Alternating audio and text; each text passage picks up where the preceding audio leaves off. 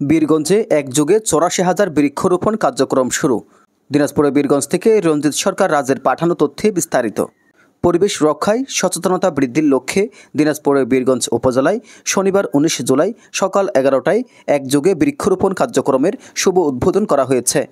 উপজেলার ১১টি ইউনিয়ন ও একটি পৌরসভায় একযোগে এই বৃক্ষরোপণ কার্যক্রম শুরু হয়। এই কর্মসূচির আওতায় সর্বমোট ৮৪,০০০ গাছের চারা রোপণের পরিকল্পনা নেওয়া হয়েছে।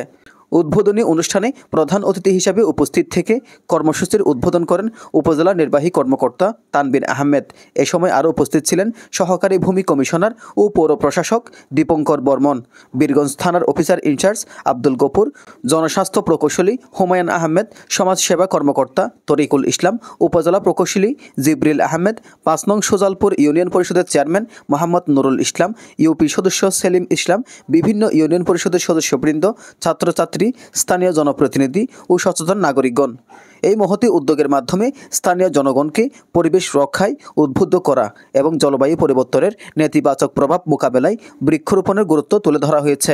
অনুষ্ঠানে বক্তারা বলেন, এই বৃক্ষরোপণ কার্যক্রম শুধু বর্তমান প্রজন্মের জন্য নয়, ভবিষ্যৎ প্রজন্মের জন্য একটি সবুজ ও বাসযোগ্য পরিবেশ গঠনে গুরুত্বপূর্ণ ভূমিকা রাখবে। এজান আজমউদ্দিন, ডেস্ক রিপোর্ট।